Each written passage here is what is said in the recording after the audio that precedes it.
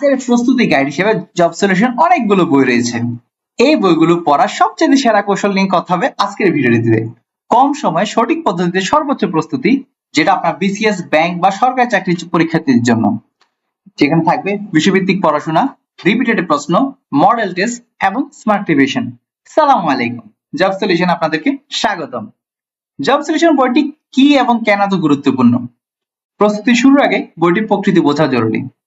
এটা আসলে মূলত সংকলিত প্রশ্ন ভান্ডার, অর্থাৎ বিগত বছরে বিসিএস, ব্যাংক, শিক্ষক নিবন্ধন এবং অন্যান্য সরকারি চাকরির পরীক্ষার প্রশ্ন এখানে একাত্তর সাজানো থাকে।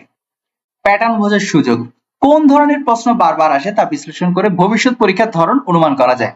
বিষয় ভিত্তিক বিন্যাস, বাংলা, ইংরেজি আলাদা অধ্যায়ে ভাগ করা, একক উৎস, বিশাল কভারেজ।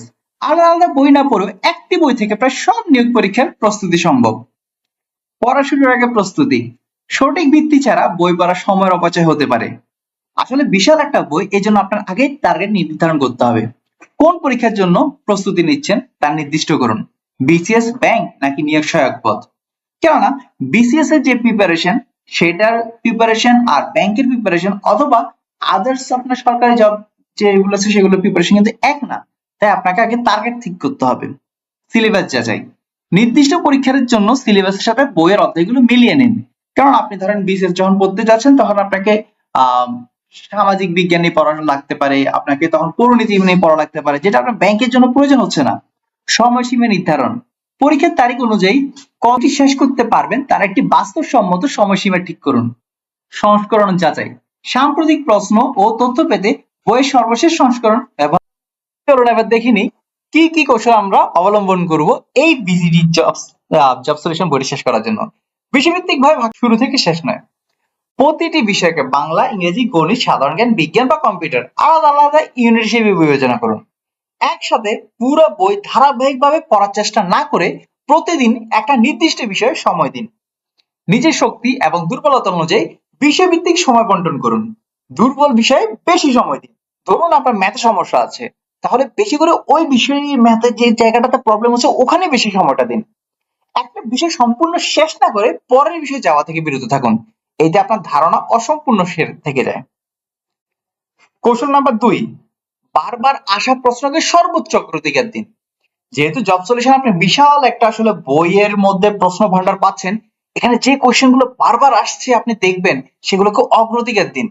প্রতিটি প্রশ্নের নিচে উল্লেখিত সাল, পরীক্ষার নাম লক্ষ্য করুন। একাধিকবার পুনরাবৃত্তি হওয়া প্রশ্ন আলাদা করে চিহ্নিত বা হাইলাইট করুন। বিগত 5-7 বছরে বিসিএস, ব্যাংক নিয়োগ পরীক্ষার প্রশ্নের ধরন তুলনা করে সাধারণ একটা প্যাটার্ন খুঁজে বের করুন। একই টপিকের ভিন্ন ভিন্ন সাজানো প্রশ্নগুলোকে একত্রে নোট করুন যাতে মূল ধারণাটি স্পষ্ট হয়। কেন এটি কার্যকর? সীমিত সময়ে সর্বোচ্চ নাম্বার নিশ্চিত করা সবচেয়ে কার্যকর পদ্ধতি। কম পরিশ্রমে বেশি ফলাফল। পরীক্ষার হলে অপরিচিত প্রশ্নের চেয়ে পরিচিত প্যাটার্নের প্রশ্ন দ্রুত ও নির্ভুল উত্তর দেওয়া সহজ হয়। শেষ মুহূর্তে রিভিশনে পুরো বই না পড়ে শুধু চিহ্নিত প্রশ্নগুলো দেখলেই দ্রুত প্রস্তুতি সম্পন্ন হবে।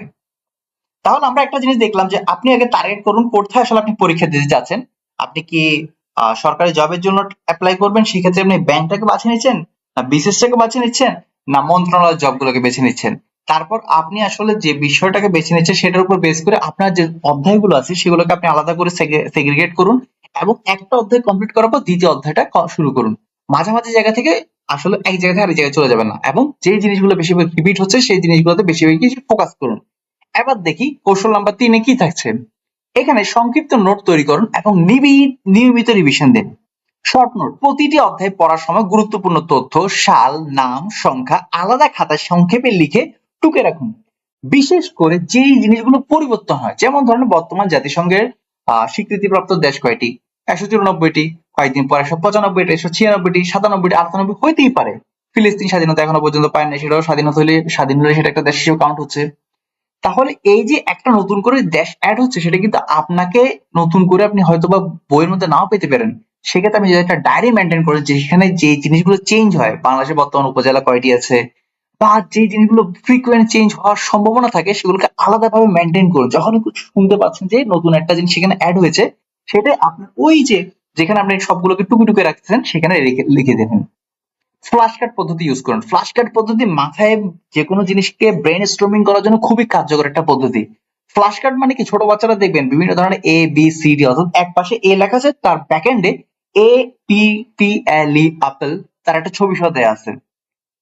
বাচ্চাদেরকে আপনি যখন এটা দেখাবেন তারা অটোমেটিক্যালি বুঝে যাবে যে হ্যাঁ এই যে অ্যাপেল হয়, কারণ এই ফ্ল্যাশ কার্ডটা তাদের ইমেজ এবং যে ওয়ার্ড এটাকে খুব ভালোভাবে তার ব্রেনের মধ্যে স্টোরিং করে।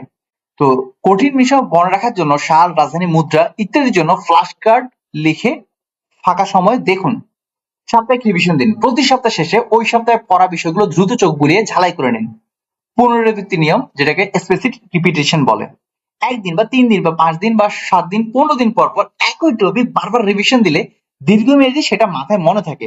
আমাদের অনেকের মাথাটা অনেকটা হচ্ছে যে আপনার লোহার মতো, এটা সহজে গরম হয় না, কিন্তু আপনি যখন এটা বারবার বারবার করে হিট দিতে থাকবেন, এটা একটা সময় এটা ভালোভাবে হিট হবে এবং এটা কাজ হবে। কৌশল নাম্বার 4, নিয়মিত মডেল টেস্ট দিয়ে নিজেকে যাচাই করুন। যেহেতু জব সলিউশন বইয়ে প্রচুর পরিমাণে মডেল টেস্ট রয়েছে, সেহেতু প্রতিটা অধ্যায় শেষে ওই অধ্যায়ের অংশ থেকে 25-30টি প্রশ্নের একটি ছোট টেস্ট দিন। সাপ্তাহিক পূর্ণাঙ্গ টেস্ট দিন, সব বিষয় মিলিয়ে একটি পূর্ণাঙ্গ মডেল টেস্ট দিয়ে প্রকৃত পরীক্ষার অনুশীলন করুন। সময় মেপে অনুশীলন করুন। নির্ধারিত সময়ের মধ্যে টেস্ট শেষ করার অভ্যাস করে তুলুন, যাতে পরীক্ষার হলে সময় সংকট না হয়। অর্থাৎ আপনার 1 মিনিট, আপনি যদি 100 মার্কে পরীক্ষা দেন, প্রতিটার জন্য আপনি সময় পাচ্ছেন 36 সেকেন্ড। তো 36 সেকেন্ড হলো, আপনি এখান থেকে আরো 6 সেকেন্ড কমিয়ে 30 সেকেন্ড নিয়ে আসেন। অর্থাৎ প্রতি 100 নাম্বার পরীক্ষা দেওয়ার জন্য আপনি সেট করেন যে আপনার 50 মিনিট লাগবে। তাহলে দেখবেন যে আপনি যত দ্রুততম সময় শেষ করতে পারবেন, আপনার কঠিন প্রশ্নের জন্য আপনি তত বেশি সময় পাবেন। ভুল বিশ্লেষণ, প্রতিটি টেস্টের পর ভুল উত্তরগুলোকে চিহ্নিত করে সেই টপিক আবার পড়ুন। নমুনা প্রস্তুতি রুটিন, মোটামুটি আমাদের কৌশলগুলো নিয়ে আলোচনা শেষ। আমরা এবার নমুনা প্রস্তুতি চলে এসেছি। প্রয়োজন অনুযায়ী নিজের সময়সীমার সাথে আপনি সমন্বয় করে নিন। আমরা এখানে একটি জাস্ট ডেমো আকার আপনাদের সাথে আলোচনা করছি।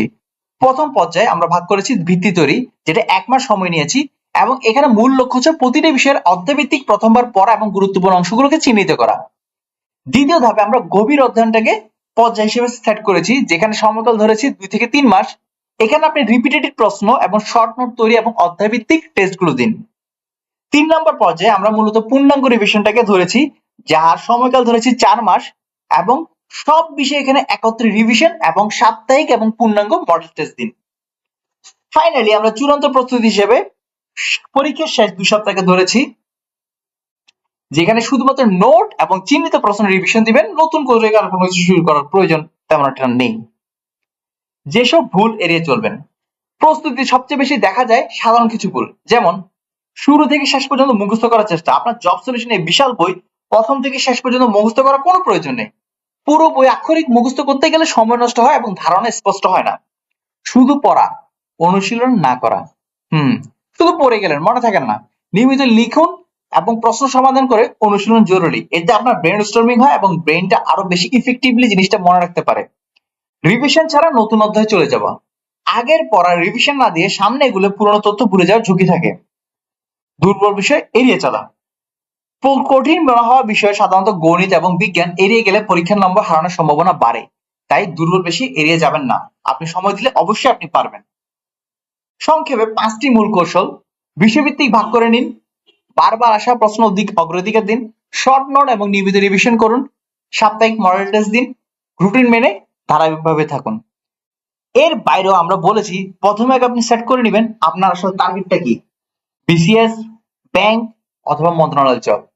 ধারাবাহিকতা এবং সঠিক কৌশলই আপনার সাফল্যের মূল চাবিকাঠি। শুভকামনা রইল, দেখা হবে ইনশাআল্লাহ পরবর্তী ভিডিওতে। ভালো থাকুন, আসসালামু আলাইকুম। আর আমাদের এই ভিডিওগুলো আপনাদের কেমন লাগে সেটা আমাদেরকে জানান, এবং কি ধরনের ভিডিও আসলে আপনারা দেখতে চান আমাদের এই বিডি জব সলিউশন এবং জব সলিউশন থেকে, সেটা আমাদেরকে জানালে আমরা নেক্সটে সে বিষয়ের উপরে ভিডিও নিয়ে আসবো ইনশাআল্লাহ। আসসালামু আলাইকুম।